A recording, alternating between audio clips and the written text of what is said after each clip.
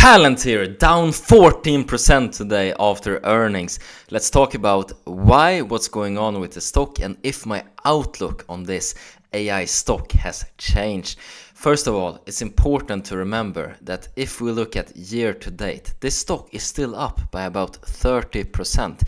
So with this recent drop, it's just a quite chip in the wheel of Palantir that keeps on rolling and keeps on generating nice investor returns on this whole AI hype, this AI pump, this AI ride. But let's just walk over what's going on. I find a good article here just quickly summarizing what's been going on with Palantir. And as the article states here, as we looked at in the beginning, 14% was what the shares tumbled, and after hours they fell by about 8% and then a bit more in pre-market and then on the market now. But yesterday shares popped by 8% leading up to this, and it's important to remember that earnings were actually a beat.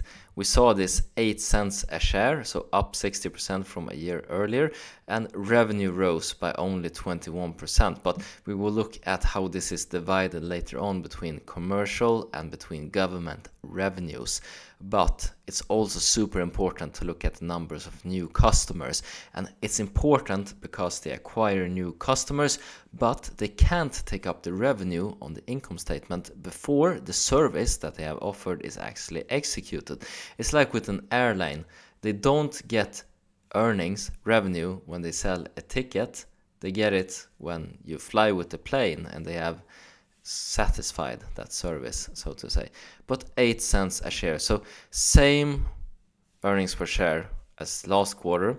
However, we see that they're doing some dilution, so even though they're making more profits in a per share basis, they're still at 8 cents a share. And this is the 6th quarter in a row that Palantir had positive EPS in a gap measure. And that's very important because S&P 500 inclusion is on the horizon for this company. They're large enough, they're profitable enough. We know that the index is hesitant to add new stocks to it. We remember Tesla back in the day. It took quite a long time before they were included in the index. All right. Let's talk about the revenue split here. So government revenue 16% and then commercial revenue 27%. So once again we're seeing commercial revenue growing faster than government revenue. Although remember here, US commercial revenue 40%, and we can compare this to a 70% increase in the fourth quarter of 2023.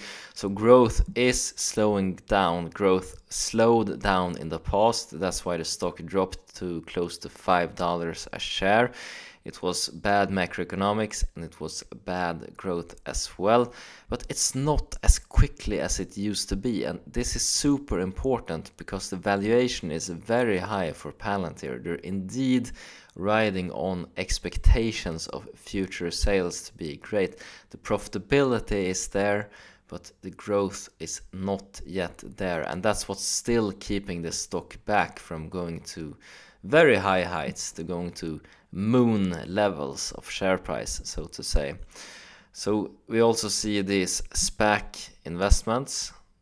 I don't know if they don't have other ways to deploy the cash to grow the business faster, employ more salespeople, employ more engineers. I don't really see the purpose of doing SPAC investments. It's like doing dividend. I guess you can argue that they're making some special type of deal in some cases, just like Microsoft did with OpenAI. However, this is making it more difficult for me as an investor to judge this company, keep track of all these different SPACs. It's time consuming and it's diluting the pure play, the pure AI play that I would like this company to be. But, you know, is it a nail? Is it a screw? Do we need a hammer or a screwdriver as investors? It's just getting more difficult to spot. So this Q1 beat, and then 2024 guidance, quite bad. Just lower guidance overall, just flagging for still sluggish growth. That's what's really taking down the stock a notch today. And then we're also seeing this push here with the AI platform, with the onboarding of just the API here for customers, these boot camps. Very, very interesting, and it's a good way to grow revenue. It's a fast way potentially if they are able to onboard a lot of customers, and then as time continues to move on, these customers spend software as a service and we get this revenue. I think it was here a bit further down in the article when I read it the first time that we saw the number of new customers. But let's see, let's scroll down just a little bit and we can see a number of new customers, I think. No, not there. It was a nice beat anyway. They had like 173 new customers or something like that. And that's quite nice. That's very good. Those are good numbers in terms of new customer acquisitions, new deals. What's the size of those deals? We don't know. Is it enterprise or commercial? We've traditionally seen PLTR do a lot of focus on the enterprise space. They haven't really had commercial or mid-market or small markets or SMB. And the last time I looked at LinkedIn on PLTR, when I searched for the company, I didn't see SMB sales reps as well.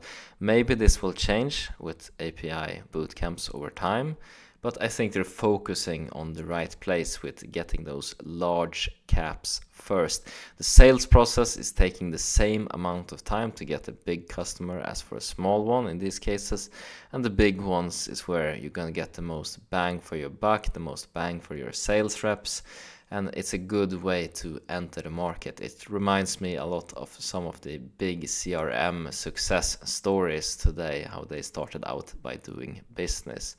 Interesting company still, disappointed in growth. That's the summary of the earnings. As always, hope you guys make a ton of money, whatever investments you decide to make. Take care now. Bye bye.